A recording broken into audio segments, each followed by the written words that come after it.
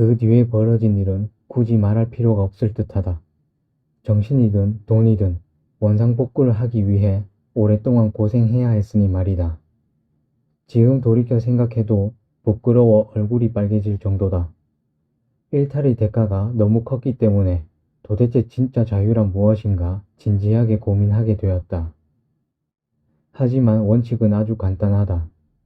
자유는 바로 자율에서 나온다. 독일의 철학자 칸트는 이렇게 말했다. 자유란 하고 싶은 일을 마음껏 하는 것이 아니라 하기 싫은 일을 하지 않는 것이다. 자유의 사전적 정의는 남의 지배나 구속을 받지 않고 자기가 세운 원칙에 따라 스스로 규제하는 일이다. 자율이 부족한 사람은 언제나 나쁜 습관이나 순간적인 유혹의 영향을 받는다. 그러면 자신의 내면 깊은 곳의 진정한 욕구를 충족할 능력을 영원히 갖추지 못한다. 우리의 삶은 델마와 루이스가 아니다. 영화는 길어봤자 2시간 안에 끝난다. 2시간의 환상 여행이 끝난 뒤에도 우리는 길고 긴 인생을 계속 살아가야 한다. 우리는 누구든 자신이 원하는 방식으로 살아갈 권리가 있다. 다른 사람의 인생관, 가치관, 세계관을 바꿀 권리는 아무에게도 없다. 하지만 신뢰하기 어려운 다른 누군가가 나를 꼬드겨 내 삶에 악영향을 준다면 그때는 그 사람과 관계를 조정하거나 거리를 두어야 한다. 상대방이 미쳤다고 나까지 미칠 수는 없다. 차가운 이성과 뜨거운 열정으로 스스로 통제할 수 있는 자율적인 사람이 되어야 한다.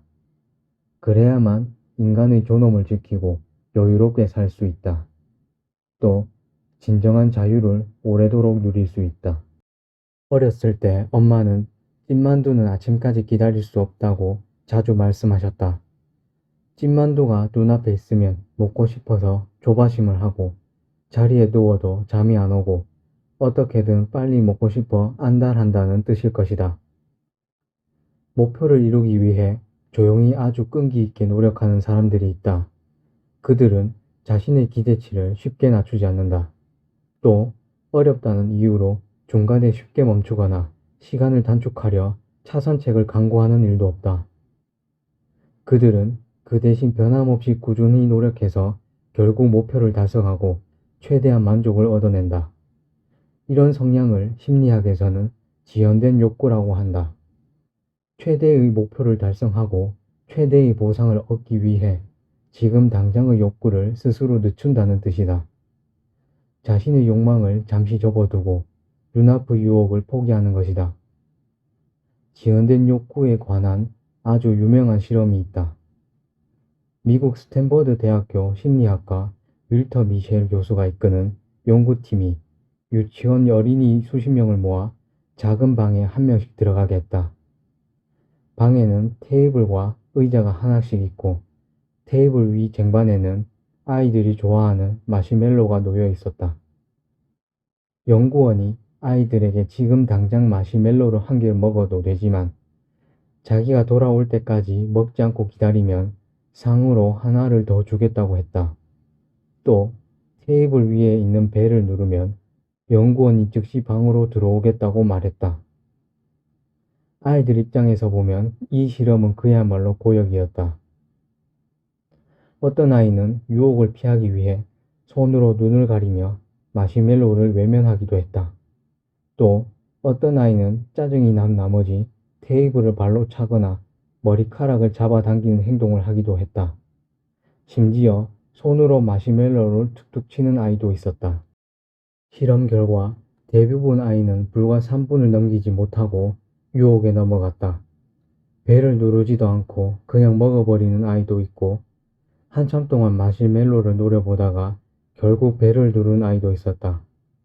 아이들 가운데 단지 3분의 1만이 마시멜로에 대한 욕구를 참아냈는데 이들은 연구자가 돌아와 상을 줄 때까지 15분을 참아냈다. 이 실험의 원래 목적은 이것이었다. 왜 어떤 사람은 욕구를 지연할 수 있지만 또 어떤 사람은 욕구에 항복하는가? 하지만 미셸 교수는 뜻밖의 한 단계 더 중요한 발견을 했다. 몇 년 후 그 당시 실험에 참가했던 아이들의 학업 성적과 그들이 어렸을 때 욕구를 지연하는 능력 사이에 일정한 연관이 있음을 발견한 것이다. 그 실험을 할 때 먹고 싶은 마음을 참지 못하고 곧장 배를 누른 아이들은 집에서든 학교에서든 행동에 문제가 있었고 학업 성적도 나빴다. 또 전반적으로 스트레스를 이겨내는 능력이 부족했고 집중력 결핍, 대인관계 능력 부족 등의 문제를 안고 있었다. 반면 15분을 이겨내고 상까지 받은 아이들은 즉시 마시멜로를 먹은 아이들보다 학업 성적이 월등히 높았다. 장기간에 걸친 실험 결과 욕구를 지연하는 능력이 있는 아이는 자기 절제력이 뛰어났다. 그들은 외부의 감독이 없는 상황에서도 자기 행동을 스스로 통제하고 조절할 수 있었다. 이로써 욕망, 충동, 억제, 유혹 극복, 꾸준한 노력은 목표 실현의 필수 조건이라는 사실을 알 수 있었다. 마시멜로의 유혹을 떨치지 못하는 것은 아이들만이 아니다. 어른들 세계에서도 욕망을 주체하지 못하는 사람들이 수두룩하다. 사실 우리 주변에는 우리를 꿰어내려는 작은 마시멜로가 도처에 널려 있다. 다이어트를 하려고 마음먹었다. 쇼핑하는 길에 빵집을 지나는데 향기로운 냄새가 코를 자극한다. 빵을 좋아하기 때문에 냄새의 유혹에 무너지고 만다. 다이어트를 본격적으로 하기 전에 마지막이라고 생각하면 되지 뭐. 연초에 매달 일정액을 저축해 펀드를 사기로 결심했다. 그런데 지난달 쇼핑하러 갔다가 마음에 꼭 드는 옷을 발견했다. 가격이 좀 비쌌지만 유혹을 이기지 못하고 결국 이번 달 생활비 예산을 초과하고 말았다. 기왕 이렇게 된 마당에 백화점에서 세일하는 예쁜 신발도 한 켤레 사자. 이렇게 욕망은 한도 끝도 없다. 연말이 되어 연초 계획을 돌이켜보면 통장 잔고는 얼마 남아있지 않고 투자 계획은 내년으로 미뤄진다. 하지만 내년이 되면 또 어떤 욕망이 생길지 아무도 모른다. 심리학자 브라이언 트레이시는 이렇게 말했다. 욕구를 지연시켜 미래에 더 많은 보상을 받는 훈련을 지속적으로 하라. 이런 능력이 성공을 위한 필수 요건 중 하나다. 그렇다면 어떤 습관을 고치고 싶어서 엄청난 노력을 기울일 때마다 우리를 방해하는 요소는 무엇일까? 무엇이 우리 계획을 망가뜨릴까? 무엇이 우리 동력을 떨어뜨릴까? 무엇이 시작도 하기 전에 실패하게 만들까? 답은 명확하다. 욕구 지연의 최대적인 즉흥적 욕구 때문이다. 간단히 말해서 우리가 욕구를 지연시키지 못한다는 건 자율성이 부족하고 나약하다는 증거다. 욕구를 지연시키려면 어떻게 해야 할까? 먼저 오래된 습관을 버려야 한다. 오래된 습관은 우리에게 패배감을 심어줄 뿐이다. 일상생활에서 좋은 습관을 새로이 기르자. 그럼 더 많은 장기 목표를 세울 수 있고 이것이 우리 욕구를 지연시키는 든든한 버팀목이 되어준다. 먼저 자신의 기대치를 조정하는 것이 매우 중요하다. 텔레비전 광고나 패션 잡지, 다른 방송을 보면 어떤 목표를 달성하기 위해서는 단기간 속성으로 끝내야 한다는 정보가 가득하다.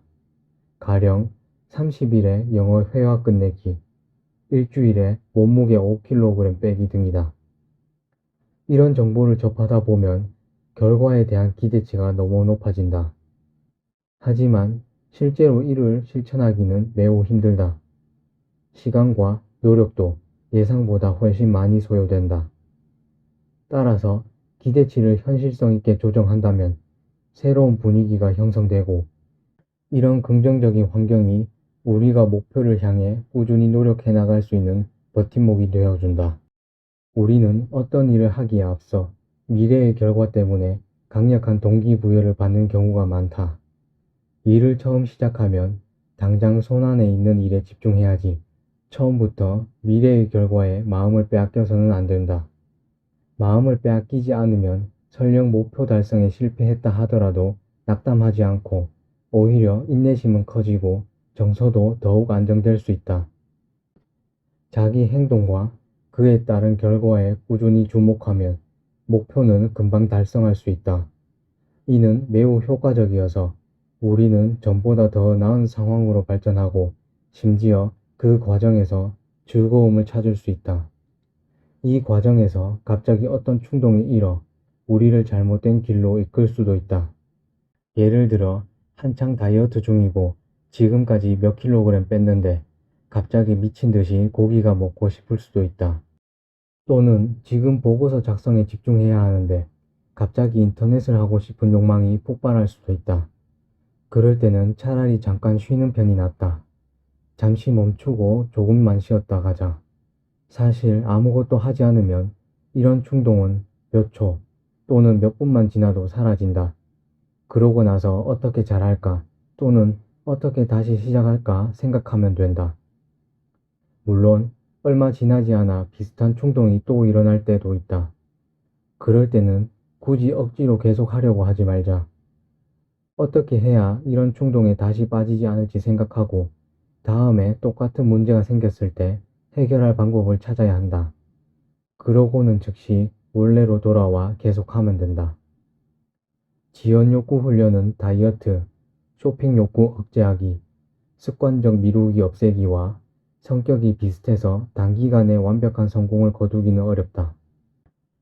일단 시작했다면 이는 우리 삶이 바뀌기 시작했다는 뜻이다. 명심하자.